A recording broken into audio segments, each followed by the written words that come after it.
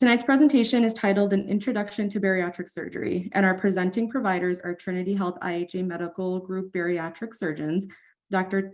Tallal Zeni, Dr. Mark Jonker, and Registered Dietitian Anna Pierce. Welcome again, everyone. My name is Humaira Niazi, and I am the Bariatric Surgery Program Manager. I'm going to start to kick us off in this presentation, and then we'll have Dr. Zeni present right after me. All right. So a little bit about our program.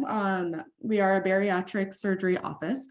We do offer free seminars, all physician-led, as well as dietitians the dietitians will take part in it too, and they lead it as well. We're also on Bariatric. We use that as an application, so you can track your water intake, your nutrition, exercise, all that fun stuff, and I can email that out to everyone as well. For our program, there is insurance qualifications. So you have to have bariatric coverage for your specific plan. And then we also have you fill out a bariatric application to make sure that you are a qualifying candidate. And we can get that sent out to everyone if you are interested. Again, we have our patients track their diet and vitamins and everything on the Bariatric app. We have registered dietitians as well as patient coordinators on staff to help with making sure patients are ready preoperatively as well as post-operatively. And we do offer a pre-surgical class for every patient that is a surgical candidate. So after they have their initial consult with our surgeon, they will do a pre-surgical class that is led by our dietitians, and they will go through pre-surgery diet as well as post-surgery diet, when to stop liquids, all that fun stuff. You also receive a manual. We also do follow-up care. So we will follow up months after surgery, as well as a year, 2 years out. We also offer support groups and a back to the beginning program. So our clinic locations are in Livonia, Livingston, Pontiac, and West Arbor. And then we also do surgeries out in Livonia, Livingston, and Pontiac. All right, I'm going to introduce Dr. Zeni. He is our medical director for our program in Livonia and Pontiac. And take it away, Dr. Zeni. Okay, thanks, Humaira, and thank you everyone for joining us tonight. So I'm going to be speaking about the indications for bariatric surgery and some of the outcomes. And then Dr. Jonker is going to be speaking about the different options for surgery, as well as some other issues. Okay, next. So as Humaira mentioned, we're at 3 locations, Trinity Health Livonia, or formerly known as St. Mary, in Livingston, and at Oakland. Okay, next. And again, there are 4 surgeons. We also have Humaira as a program manager, 3 nurse practitioners that are here to provide a comprehensive program. And next, and 5 dietitians, and we have program coordinators who help you through the process, insurance testing, classes before surgery, et cetera, to make sure that you're ready for surgery. We also have a pediatric medical advisor, as we're a center of excellence for adolescents, program psychologists, and we also are very involved in quality and abstracting our data. So again, we have the informational seminars. Humaira had a slide previously on the dates, and usually they're offered 3 days every month. We have a 3-hour class before surgery that's taught by the dietitians. Post-operatively, there are support groups offered on a weekly basis, run by the dietitians, and there are various times and days that are offered. We have a back to basics class for patients who are desiring to, that are more than 1 year out, desiring to get back on track. We also have a Berry Partner program, which is a person who's had surgery and would like to kind of help you along the way preoperatively.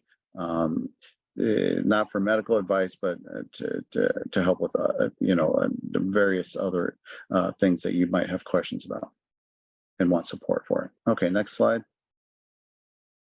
Next slide. So we're going to talk about the NIH, National Institute of Health, back in 1991, so more than 30 years ago, looked at the problem of obesity. At that time in the US, there were about 5,000 surgeries being done, mostly gastric bypass, some of the other surgeries being done, like stomach stapling, that's no longer done. Gastric bypass, obviously, is still a major surgery that's done along with others that Dr. Jonker is going to talk about.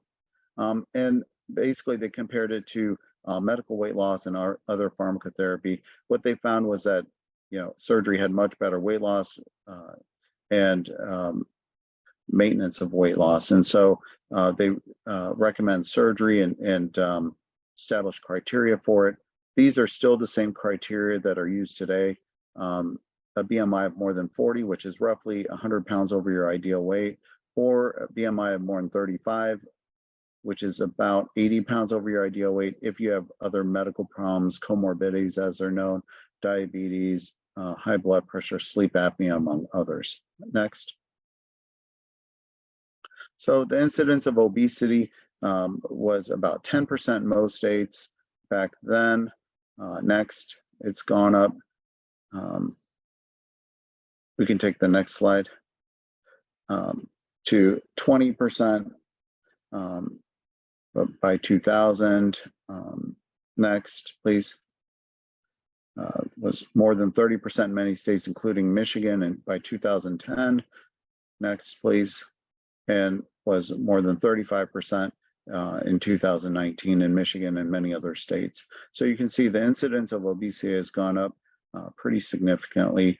And other studies have also shown that, people can do very low calorie, which is less than 800 calories, or low calorie diets, and lose about 16% of their total body weight. So for instance, if somebody starts at a weight of about 300 pounds, they can lose about 50 pounds over 6 months. But those same studies show that by 2 years, unfortunately, many have gained back a significant amount of weight to where they've only lost like 20 pounds, or about 7%. And so again, with medical weight loss, the weight is not as well maintained off at 2 years as it is with surgery, which has been shown to maintain weight, out to, 10 and 15 and 20 years, which I'll show some data on. Okay, next. Now, the comorbidities include diabetes. We see that in about 27% of our patients, high blood pressure in about a third, sleep apnea in 20%. Some people have heart disease, even heart failure. A lesser percentage will have kidney failure, usually a result of diabetes or high blood pressure, combination both. And then there are quality of life issues like reflux, arthritis in about 40 to 50% of people, and depression. And so doing bariatric surgery can help you to lose weight and improve these comorbidities and have a better quality of life. So again, surgery significantly improves long-term weight loss compared to diet and exercise alone, and that includes pharmacotherapy as well. It improves or resolves a vast array of these comorbidities, associated diseases. People live longer, particularly if they have diabetes or high blood pressure, because you're improving those as well as losing weight. People have a longer life expectancy, and it obviously improves people's quality of life. Today I had a patient who I did a tummy tuck on 2 years after she had bariatric surgery, and she, compares her life before surgery to after surgery, is just night and day. So definitely improves quality of life. Okay, next, please. And it's been shown, at 3 years, it's cost effective, and that's kind of one of the reasons that, insurances cover the surgery. They see a big improvement in patients' health, and again, improvement in diabetes, high blood pressure, sleep apnea, among others. Next. Number of surgeries has continued to go up. In 2012, for instance, there was about 170,000 surgeries. 2018, 250,000. In terms of incidence of the different surgeries, sleeve was done about 33% of the time in 2012 and increased to about 60% of the time in 2018. Bypass has gone down a bit, but still, somewhere around 20%. Band has gone down a lot. We really don't do many bands at all. And even when it was, widely done at other centers, I only did like 4% band. Duodenal switch has come up in number of surgeries. There's 2 variants, and Dr. Jonker is going to talk about that, but we do more than the national average in terms of that. And he'll talk about that. And revisions for some patients who have had weight regain or other, issues from the surgery, that's also another option. Okay, next, please. So the surgery works obviously by restricting food intake, and that will become clearer with the different, surgeries and pictures that Dr. Jonker is going to show. It alters digestive hormones that have an effect on appetite and metabolism, and these are many, but the most prominent ones are ghrelin and GLP-1. It changes your body weight set point. So if you don't do surgery, your body always tries to fight you back to get to the weight that you started at. However, with the surgery, because of these metabolic changes, your set point goes lower, and so you can better maintain the weight that you've lost. Some surgeries where you're bypassing part of the intestine cause malabsorption of calories, and so you're going to absorb less of the calories that you ingest. But it's very important to keep in mind that the best results are achieved with, appropriate high protein diet, and again, very important, exercise. Next. This is just a list of all the different potential digestive hormones that can be altered with the surgery and have an effect on weight loss and maintenance of weight loss. And everybody's going to be different, and some people are going to maintain those digestive hormonal changes over time. But again, there's a lot that's involved, and it's more than just restricting your diet. It's also, decreasing your hunger, having effect on GLP-1, among many other things. Next slide, please. And this study just briefly showed that people who had, maintained their GLP-1 response to surgery at 4 years had better weight loss than people that did not, and so again, that's very important mechanism behind the surgery. Next, please.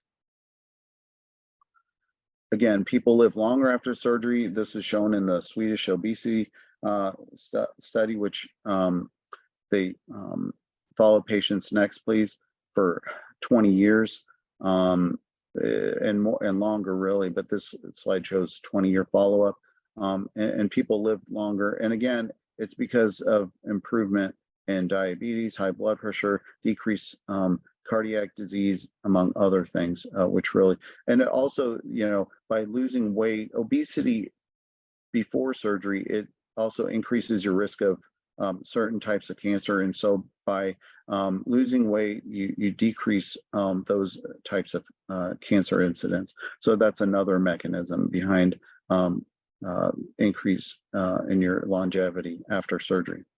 Next, please.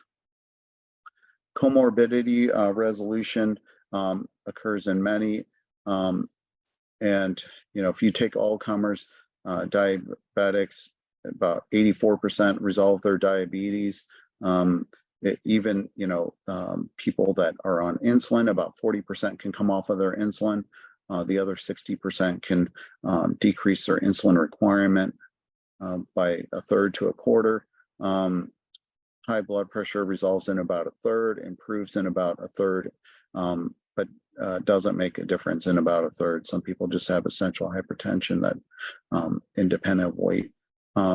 And sleep apnea, about 60% are able to come off of their CPAP machine. It helps improve cholesterol, heart function.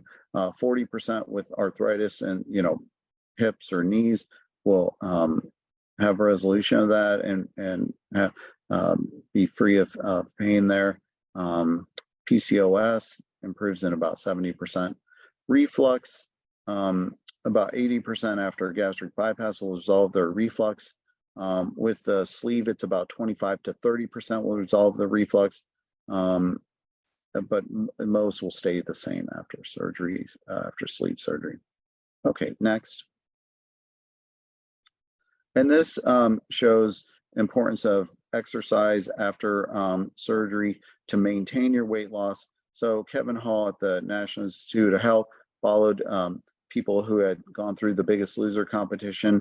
If you remember, that was a program on NBC where they followed people who and had a competition where they were exercising 5-6 hours a day and sticking to a diet. And then these people were followed by Kevin Hall and others out once they returned home. And basically they found that physical activity is a more critical means of maintaining the weight loss than even the energy intake. So they found really, next slide, that people had to exercise off more than 760 calories a day to maintain their weight loss that they had lost during the competition itself. But on the other hand, just from another study, once you do the bariatric surgery, because of those metabolic changes, if you exercise more than 200 calories off, you're able to maintain that weight loss. So there's a big difference of 500 calories, which it makes it much more feasible to lose weight, maintain that weight loss with surgery compared to non-surgical means, whether it's diet and exercise or even pharmacotherapy that's not maintained. And this is just showing that, Qsymia, which is a medication, a pill, and next slide, also the GLP-1 like Ozempic or Wegovy, they'll have good weight loss, but you have to maintain on those medications. So for instance, Qsymia is about 9% of your total body weight. So if you weigh 300 pounds, you'd lose about, let's say, 27, 30 pounds over the course of a year. With Ozempic, Wegovy, you'd lose more than that. You'd lose up to 50 pounds, kind of like what you would do with a low calorie or very low calorie diet. But again, if people, stop these medications, then they are at significant risk of gaining back weight. Whereas with surgery, because you have those permanent changes with the surgery and the metabolic changes, you're better able to maintain your weight loss. Okay, next slide. Okay, and now I'll give the mic to Dr. Jonker. Thank you, Dr. Zeni. Dr. Jonker will now present some of the types of surgeries we offer and then some patient outcomes as well.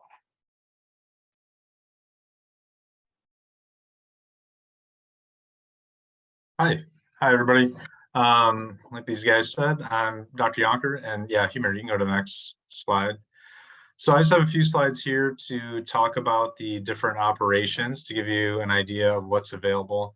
Dr. Zeni showed the slide that kind of gave the breakdown up to 2018 of the different operations that are done and kind of the national breakdown. So I think our breakdown, like he alluded to, is a little bit different. We tend to offer what's called a single anastomosis duodenal switch, and duodenal switch a little bit more heavily than some other programs do, and a lot of programs don't actually offer that operation. But we will kind of start here with the sleeve gastrectomy, which, as you saw before, was the most commonly done operation.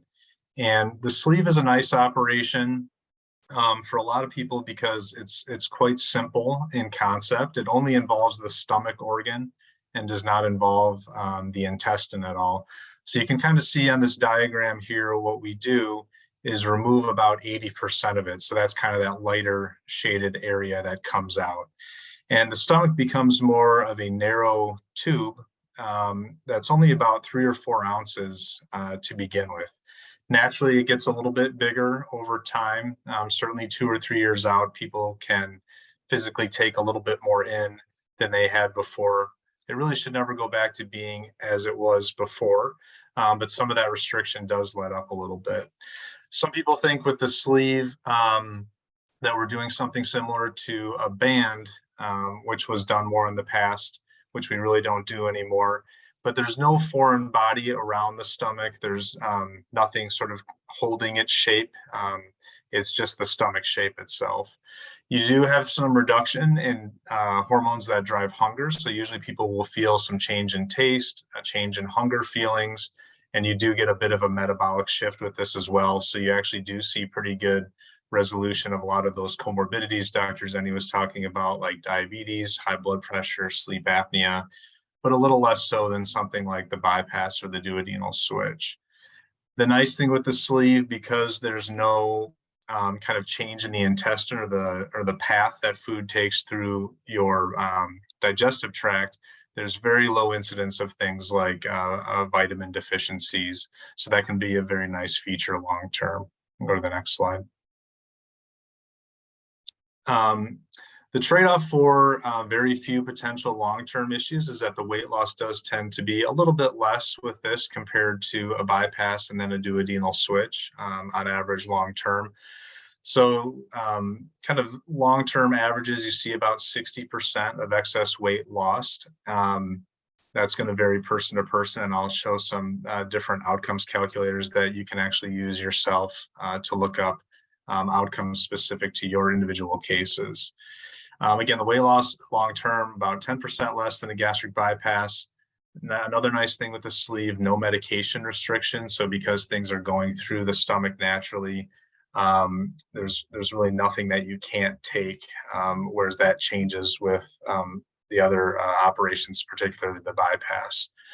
One of the main potential issues you can see with the sleeve long-term is some increase in reflux or heartburn. So people that have that already before surgery, this may not be a good choice for those people. And occasionally you can see people that get very bad heartburn, and we may, even need to talk about different surgeries to correct that, although that's fairly rare. Go to the next slide. So kind of option number 2 that we'll talk about is the gastric bypass. So you can see, obviously, this is a little bit different in concept. As opposed to food going through that more narrow stomach, instead we have a little pouch that's made out of the first part of the stomach, and that's only an ounce or 2 of stomach. The rest of your stomach still stays in there, as does the rest of your intestine, but there's no longer food going through that bigger part of your stomach, or it says excluded portion of stomach. Instead, the food is going to go directly into what's called the rulum. It's a portion of intestine that we bring up and connect to that stomach pouch. The food is going to travel down that rulum. It's going to meet the digestive enzymes from the stomach, from the pancreas, that are going to travel down that other limb, and they're going to meet at a second connection farther down. So this is a really nice operation for people that do have reflux. So we mentioned, people that have reflux, sleeve may not be a good choice, but if you have bad reflux, oftentimes gastric bypass can really be helpful for getting rid of that.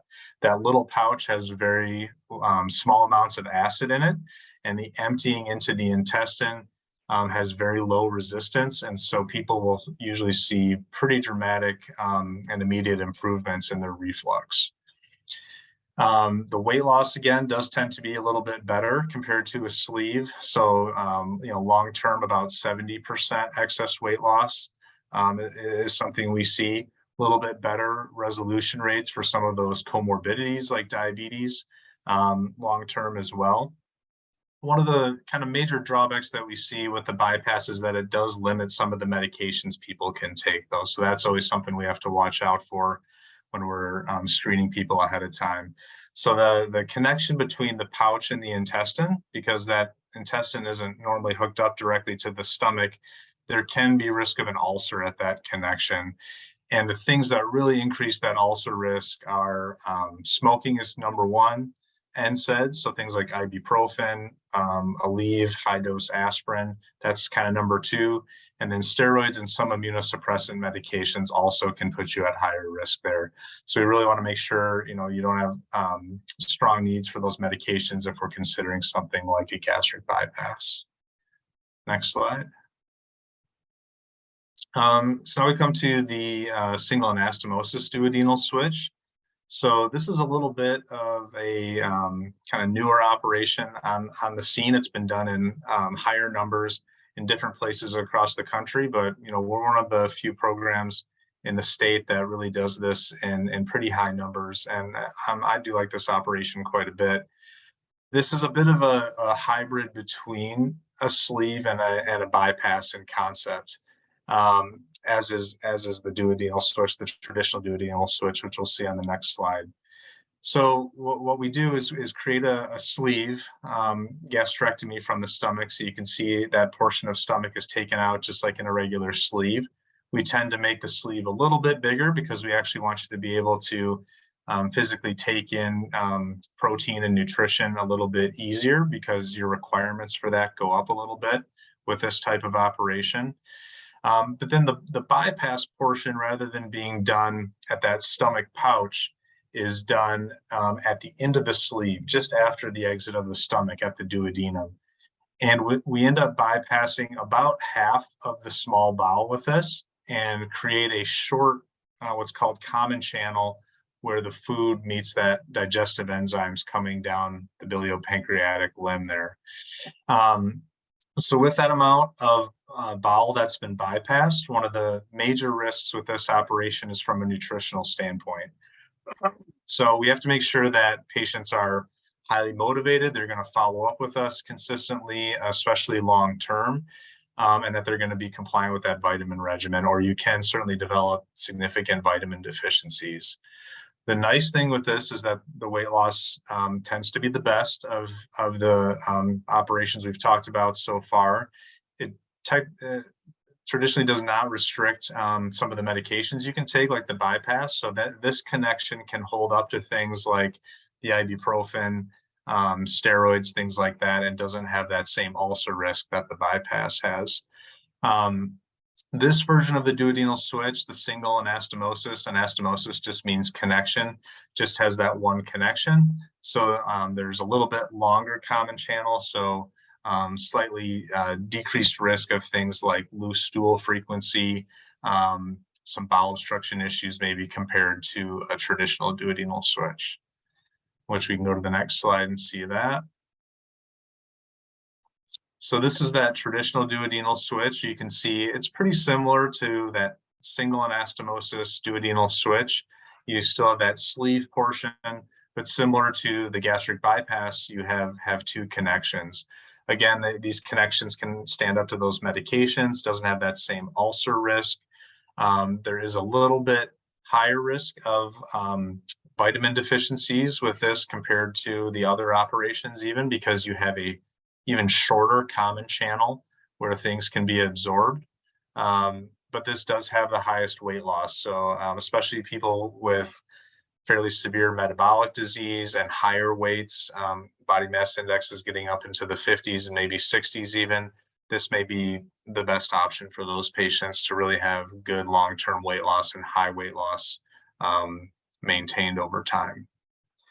We can go to the next slide. So I've kind of talked about that, you know, people vary person to person with their outcomes. You know, some of it's going to depend on your age, sex, weight, starting comorbidities. And there are a couple outcome calculators that we will typically go through with you when you have a consultation with us. So one of them is through the Michigan Bariatric Surgery Collaborative, which we of course are a part of. That's the second one listed here. And one is through MBSA-QIP, which is sort of the national governing body for bariatric surgery, also through the American College of Surgeons. So that's the FACS.org slash bariatrics tool. So that can give you a little bit of an idea of what average weight loss is going to be. But of course, even then there's kind of a gradation, which depends a lot on how much people will put into it as far as following their diet long-term and being active. Again, to kind of drive home, these operations are very low risk. They're lower risk than the most common general surgery operation that's out there, gallbladder surgery. So just to kind of set your mind at ease with that these are very safe operations. Of course, people's risk also varies a little bit person to person, and those outcomes calculators can give you an idea of what your personal risk for different complications or issues after surgery may be. Just to remind you again, kind of a little bit difference in weight loss between the operations here again. And then just a final note that, some people may have had operations before and not had as much weight loss as they had wanted. We do offer revision operations or conversion operations that can help you achieve additional weight loss. Some people, like I mentioned, may have side effects related to surgery that they've had in the past, and oftentimes there are surgical options that can help with that as well. So we really are a full surgery center from a bariatric standpoint, offering really all the different operations that are out there, as well as revisional surgery to help you achieve your goals. Thank you, Dr. Jonker. All right, next up is Anna Pierce. She is one of our dietitians at the Livingston West Arbor location, and she's going to go over the importance of nutrition, diet, and vitamins. Hi, everyone. So there is a very strong nutritional component with all of these surgeries. As Dr. Jonker mentioned, there is a risk of nutritional deficiencies related to these surgeries. However, we do a really good job of monitoring those. So the reason why nutrition is so important is there's altered digestion and absorption following these surgeries. So they have usually one or two components as far as being restrictive, being a smaller amount that you can eat, and malabsorptive, kind of with the rerouting of the GI tracts. Some of the foods that you do eat, you may not absorb everything out of, and you may also have smaller amounts of what you can actually tolerate. So we do a good job of kind of tailoring your diet to make it so that you have what you need for nutritional adequacy. So the role of the dietitian within our interdisciplinary team is to provide diet and supplement recommendations and to monitor that nutritional adequacy. We do that for both pre-op and post-op patients. We provide education on pre-surgical and post-surgical dietary requirements. We do that in the form of classes hosted in person or via Zoom. And then we have one-on-one support during appointments and then as needed. We also host those support groups that Dr. Zeni mentioned for patients to participate in outside of scheduled follow-up visits. So the GI tract is affected with all of these surgeries. So the important things to focus on after surgery are specific dietary practices. So small frequent meals with a focus on protein-rich foods such as chicken, turkey, lean meat, eggs, and low-fat dairy products, as well as a variety of fruits and vegetables and small amounts of healthy fat and whole grains. Additionally, certain foods are no longer really able to be digested well and should be avoided in order to prevent a condition which is referred to as dumping syndrome. This condition results in nausea, vomiting, abdominal pain, cramping, diarrhea, and other flu-like symptoms. So foods that will need to be avoided after surgery include high sugar, high carbohydrate, high fat, and calorie-dense foods, such as sweets, sauces, gravies, highly processed snacks, and fried foods. Additionally, abstinence from alcohol is also strongly recommended. So, prior to surgery, we have you follow a low-calorie diet. It's implemented and lifestyle adjustments are made in preparation for surgery, such as quitting smoking, tracking your intake, becoming active, starting to take multivitamin, and then focusing on small frequent meals. And then a few days before the actual procedure, you'll go through a liquid diet, which is will be implemented with protein shakes. And then following surgery, within the first 6 weeks post-op, patients will go through a carefully planned diet progression. Depending on the surgery that you have, it may be a little bit different, but in general, it begins with a liquid phase, moves on to soft foods, a pureed phase, and then solid foods to maximize the healing of the GI tract. Protein shakes are also utilized to help meet increased protein needs for the healing post-surgery and also to minimize lean body mass losses during rapid weight loss. Hydration is also super important as well, with a focus on small sips of water and other hydrating fluids throughout the day in order to stay hydrated. And consuming carbonated beverages and uses of straws is no longer recommended after surgery. So that's just kind of a snippet of what the diet post-op is like. You can move to the next slide, Humira. Another very large portion of the dietary requirements are your supplements. So due to the fact that the stomach is often made much smaller in size, the amount of food you're able to consume usually doesn't provide adequate amounts of the micronutrients that you need in order to have a healthy functioning body. So for this reason, and the reason that they're not always fully absorbed, fully absorbed after surgery, for this reason, you need to follow a specific regimen. So the major vitamin and minerals that of concern are vitamin B12, vitamin D, calcium, iron, and for certain surgery types, the fat-soluble vitamins of vitamin A, D, E, and K. These vitamins and minerals are supplemented to prevent deficiencies, and lab values are monitored by the clinical team to ensure intake needs are being met. So we do monitor that on a pretty regular basis, and we make adjustments to your specific vitamin and mineral recommendations based on your lab values. And not taking supplements can lead to serious medical problems, including anemia, osteoporosis, and malnutrition, just to name a few. So we, at every follow-up appointment, dietitians are always double checking, are you taking your vitamins?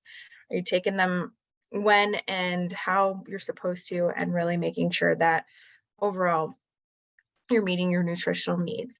So we also, in addition to the vitamins, minerals, and the diet progression, we do provide those support groups, which are another way for you to get additional support outside of your one-on-one visits. So the dietitians are available to answer any questions or concerns that you have throughout the entire process. So that's one thing that may make our program a little bit different than others, is there's always a dietitian kind of following you every step of the way, versus some other programs may not have that involvement. So that's all I have, Humira. All right, thank you, Anna. Oh, let me get to the next slide. All right. Thank you, Dr. Zeni, Dr. Jonker, and Anna for that informative presentation. While you three get your guys' cameras on to get ready for our Q&A round, I just wanted to add that we are offering our physician-led Zoom seminar tomorrow with Dr. Jonker from 6 to 7 p.m. We can send the meeting ID and the information to those who are interested. And then we can also send the application for those who are also interested. All right, so as for the questions, let's look in the chat.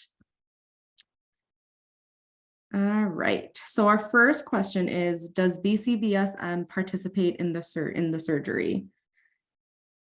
You guys can take it, or I can go ahead. Yeah, so Blue Cross Blue Shield of Michigan does, everybody has to look at their individualized insurance policy to make sure, but as a general, yes, Blue Cross Blue Shield does. And in fact, they typically do not require any kind of like hurdles to jump through in terms of, diet documentation, whereas some of the other insurances may require 3 or 6 or 12 month diet documentation. So actually, typically, if you come to the consultation, there isn't going to be a barrier or any kind of time delay for patients who have Blue Cross Blue Shield in Michigan. Thank you, Dr. Zeni. Second question, do you remove lap bands? You or Dr. Jonker can answer that, or both. Yeah, both of us do. We remove lap bands and do revisions. Certainly. Perfect. Dr. Jonker, do you have anything to add on to that? No, that's an easy one. Yes. Okay. All right, the third question, the resolution of the comorbidities is for gastric bypass. Is it different with the sleeve? I can take that if you want. Yeah, I mean, the resolution rates vary a little bit differently. That's why those outcomes calculators can be a little bit helpful. Give you a general idea of how the operations vary a little bit. It's certainly person to person, but it does vary a little bit by operation. So, I mean, I could give just a couple of examples. The most significant ones are like diabetes and reflux. So for instance, diabetes after gastric bypass or SADI, if somebody's just on pills, more than 95% will be able to resolve their diabetes. With the sleeve, it's about 75%. Now, if somebody's on insulin with the bypass or SADI, about 40, maybe a little higher percent will be able to come off their insulin. If they don't come off their insulin, they typically come down to a quarter of what they used to take. So if somebody's like on 100 units, they come down to like 25 units. With the sleeve, typically it's a similar percentage can come off of insulin, about 40%. But if they don't come off insulin, they're still on insulin, they come down to about 35%. So if they were on 100 units, they come down to about 35 units. In terms of reflux, there is a significant difference, for patients with severe reflux, we would, recommend gastric bypass. If somebody has controlled reflux, they can do either surgery. They are going to note that, with the bypass, about 80% will resolve their reflux, whereas it's only about 30% with the sleeve. But the other, issues like the sleep apnea, about 60% can come off their CPAP machine for both bypass and sleeve. High blood pressure, it's pretty similar. And then in terms of cholesterol, if you have we really want to improve that, you would probably have to do a malabsorptive surgery. But I would still say bypass or SADI, but I would still say that, you have a good chance of improving that with the sleeve. Thank you. What is the risk of sepsis or infection with this type of surgery? This was brought up during the sleeve surgery, but you can mention it about a couple ones. Yeah, very, very low with any of the operations. So, I mean, your risk of having a severe complication or sepsis should be, 1%. Or less. I mean, there's different sorts of infections you can have that may be lesser, but complications are very rare. Yeah. Awesome. So yeah, really, like a wound infection is less than 1%. Sepsis itself is, that's not even 1 in 1,000. So that would be very rare. Anna, why is there no use of straws post-operatively? So there's a couple of reasons why we don't recommend using straws postoperatively. One is when you drink through a straw, you can sometimes drink too much too fast. So we really want you taking small sips so that you don't overwhelm your new stomach, or we refer to it as a pouch. It also can introduce air into the pouch, which can cause stretching over time. And so those are the two reasons why, the two main reasons why we do not encourage that. But it also, even if it doesn't cause that stretching, it can also introduce air and cause bubbles and cause gas and discomfort. right. Would someone with osteoporosis be eligible to have surgery? Yeah, they would. And typically, we'd want to avoid a malabsorptive surgery to avoid worsening, vitamin D or calcium deficiency. But generally, there's still going to be options for them. So, is there an age limit restriction with the surgeries? So typically, we do surgeries from 16 to early 70s. Now, as we get to the early 70s, we are more selective, but that's kind of the age range. What is the time frame from initial consult to procedure? It's typically 6 to 8 weeks if your insurance isn't a barrier, or you don't have to fulfill, the diet documentation or otherwise. Mhm. Someone asked, I had a sleeve in 2016 at another facility. Am I able to meet with a nutritionist to get back on track? Yeah, we generally will see people who have had surgery elsewhere to talk about options for getting back on track, either from medical standpoint or medications, perhaps other surgical options. And we are working on partnerships with some of our medical doctors as well with IHA. So you may be able to talk to someone who functions as a bariatrician as well. So there certainly would be some options for you. All right. Are the sleeve or bypass procedures done laparoscopically? Yeah, we do all of our operations minimally invasively. The sleeve, the bypass, the switches. So either laparoscopy or robotic assisted laparoscopy for all the operations. Awesome. What is the recovery time after having certain surgeries, and how much time off work do you typically give off? So typically you would be off for about 2 weeks with the sleeve, 3 weeks with bypass or SADI. Now, if somebody has to lift more than 20, 30 pounds, then they need to be off for a month. But they would typically have recovered sooner than that. All right. Does post-cholecystectomy have any impact on which surgery is considered? No. All right. Can I still have surgery if I no longer have my gallbladder? Yes. Okay. And I believe there was one more. Do lifestyle changes have to be done first and be deemed unsuccessful before recommending to have bariatric surgery? Dr. Zeni kind of alluded, there's some insurances do require, medically supervised diet visits ahead of time to get authorization, but the majority now, especially the Blue Cross Blue Shield insurances, do not. I think most insurances realize when people are looking at bariatric surgery, everyone has had attempts at weight loss, and there's very little evidence that participating in these medically supervised diets ahead of time changes anything going into surgery. All right, thank you. I believe those were the last couple questions. Do you offer the endoscopic gastric sleeve? Go ahead. Yeah.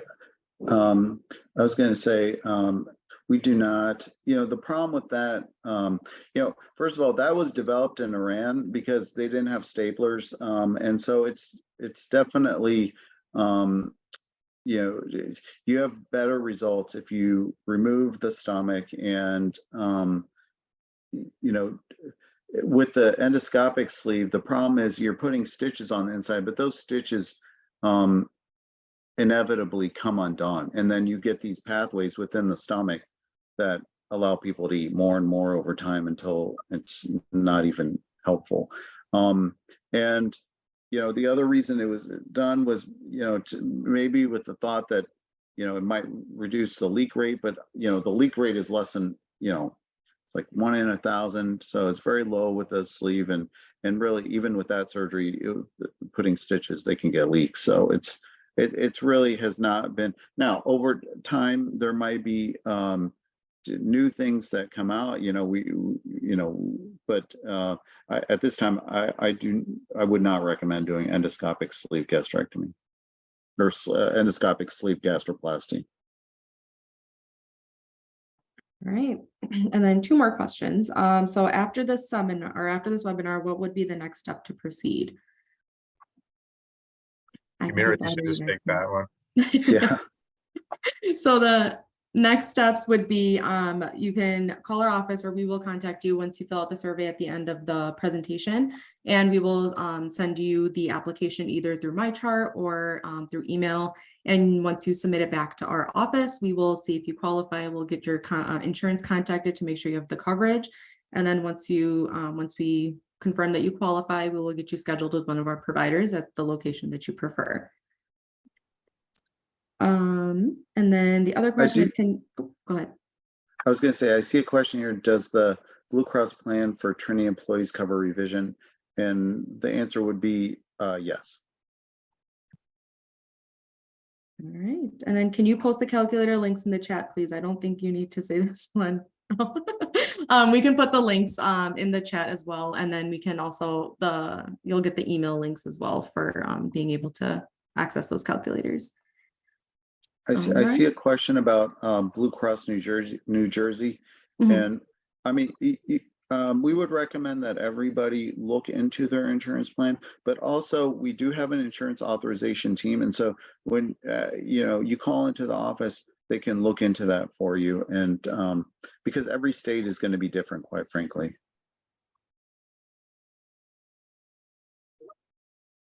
All right. All right. I think those were all the questions. Thank you guys all so much for your time, Dr. Zeni and Dr. Jonker, as well as Anna. Thank you guys so much for your time and presentation. Everyone else, thank you for joining. We will send out the links and surveys and everything, and then we will definitely have that follow up with you if you are interested. If you have any questions, call our office. We'll send out that information as well. We will also follow up. All right. Thank you, everyone. Thanks, everyone. Have a good night. Thank you. Have a good one. Good night. Bye-bye.